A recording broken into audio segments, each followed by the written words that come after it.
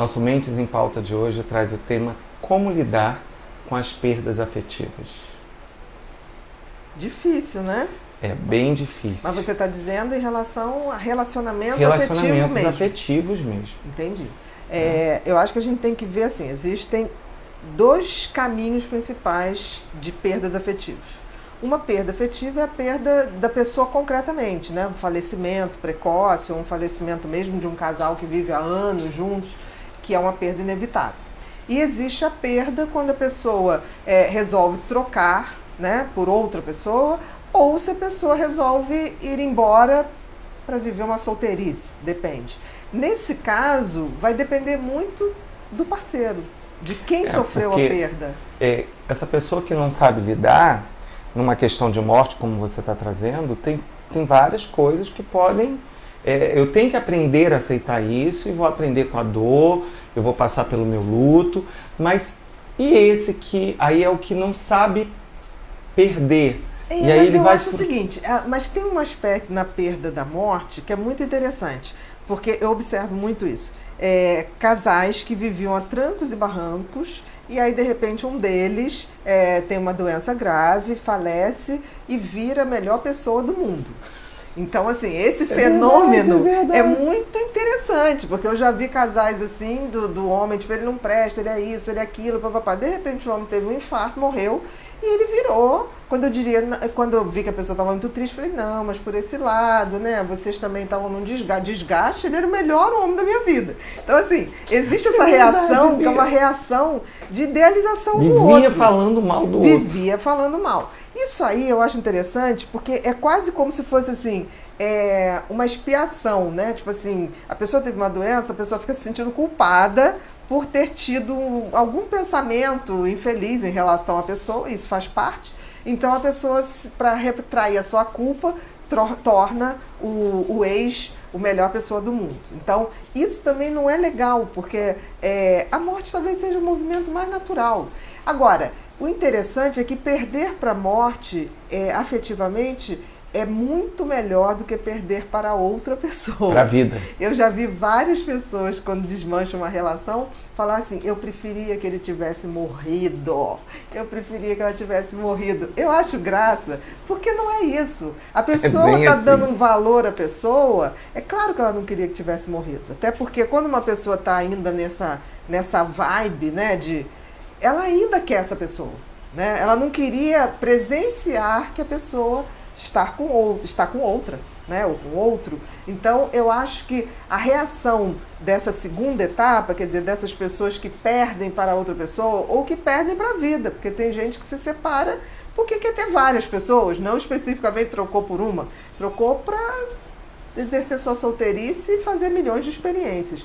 Essa é uma situação mais difícil. Porque as pessoas ficam sempre assim, por que me trocou? Por que não ficou comigo? E aí você tem que dar conta que é a escolha da pessoa, não é sua, né? Em algum momento, dependendo... E se culpa? Eu acho que a raiva vem na frente. Eu acho que quando uma pessoa é trocada por outra, ela primeiro vai para a raiva. Na raiva, a pessoa não reflete, não tem culpa. Quando passa um pouco de tempo, e eu acho que se a pessoa saiu da tua vida explicando alguma coisa ou dando uma satisfação, não se utilizou ninguém é obrigado a ter que ficar com ninguém é obrigado, mas tem uma coisa que eu acho muito interessante, que as pessoas não são sinceras na hora de ir embora. Tem aquela velha história... E é onde começam as confusões, porque aí vai descobrindo as mentiras. Porque a pessoa fala assim, tem uma coisa que eu acho... Gente, ninguém devia usar esse tipo de discurso, porque eu não aguento mais ouvir os pacientes falarem disso. O discurso é assim, olha, eu amo você, eu queria muito você, mas você merece uma pessoa melhor. Isso é horrível, porque isso dá uma sensação de tipo assim, gente, eu sou tão maravilhosa, por que a pessoa está indo embora? A pessoa está indo embora porque está de saco cheio, porque quer fazer farra, seja lá o que for, pode ser o argumento mais infantil, mas é importante falar a verdade. Porque quando o outro vai embora, porque você é lindo, é maravilhoso, mas você merece uma pessoa melhor, esse tipo de discurso, a pessoa sempre fica numa esperança de que você vai voltar. entendeu? E não vai, né? Então, eu acho que as pessoas têm que ser muito claras para não ficar esses vínculos mal resolvidos. Não precisa magoar, mas Não. seja verdadeiro, né? Mas a pessoa pode ser verdadeira, porque quando uma pessoa diz, estou indo embora porque você merece uma pessoa melhor, 99,9% das vezes é assim, olha, acabou, não é mais do jeito que eu achava que era, e eu estou a fim de dar outros voos, fazer outras tentativas. Eu posso me arrepender? Pode. Pode ter achado que não devia ter feito? Sim. Mas é o preço que vai se escolher. As escolhas, você sempre tem um preço, né? E aí as pessoas têm uma sensação de que ser livre é de graça. Não é. A liberdade, você tem que ter essa coragem para, tipo assim, não, pode ser que eu esteja fazendo uma grande besteira em te deixar. Mas eu preciso viver o que eu tenho para viver. Se você vai estar lá esperando depois, pode ser que não.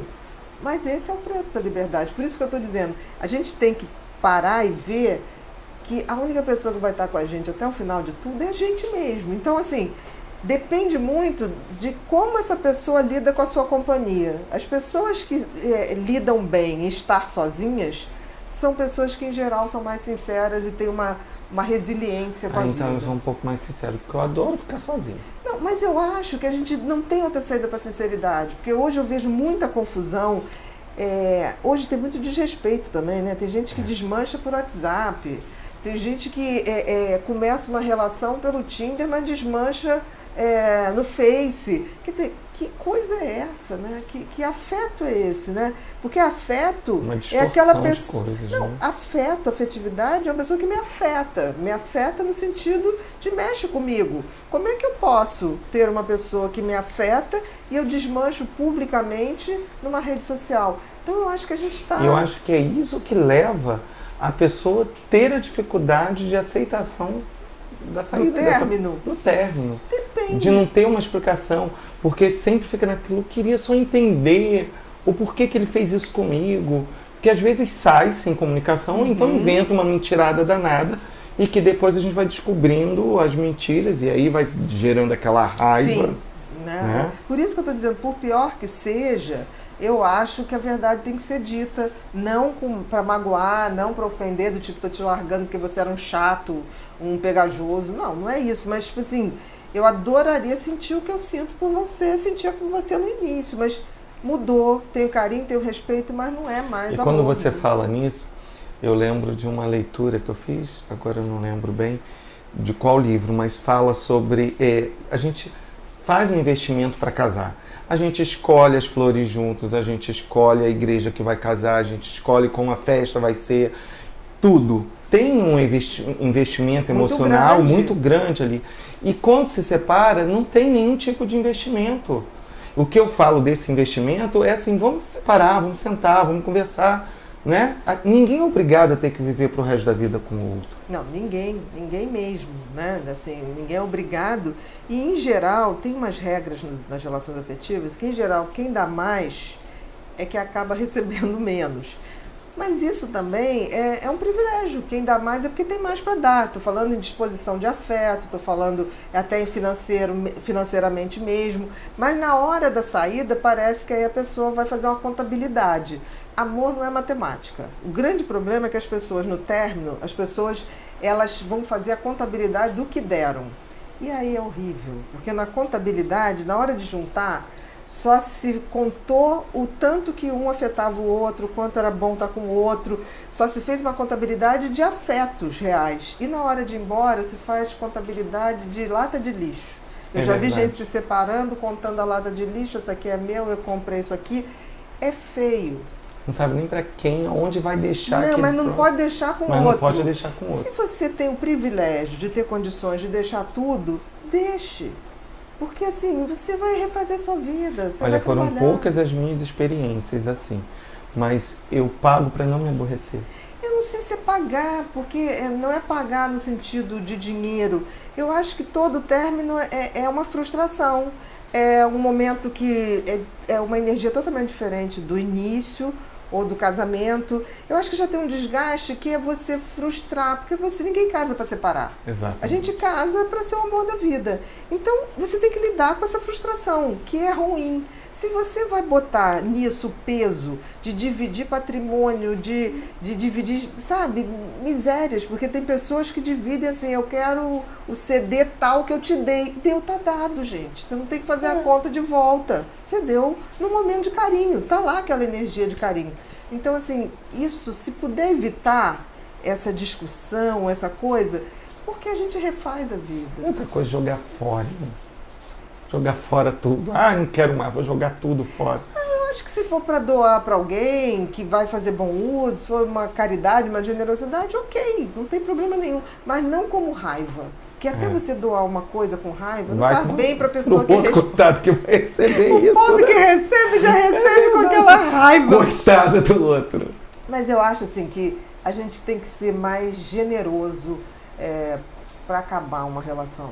Né? Não precisa a morte levar. Respeito, carinho, porque se aquilo foi construído de alguma maneira, de aquela uma forma... pessoa fez parte dos seus sonhos. Então, em nome seu disso, crescimento, de tudo. Com certeza. Se você não tiver a sabedoria de olhar e ver o que aquela relação, mesmo terminando mal, te trouxe de aprendizado, você vai ser muito infeliz em todas as relações. Agora, se você conseguir fazer essa reflexão do tipo, o que eu aprendi com isso, todas vão valer a pena.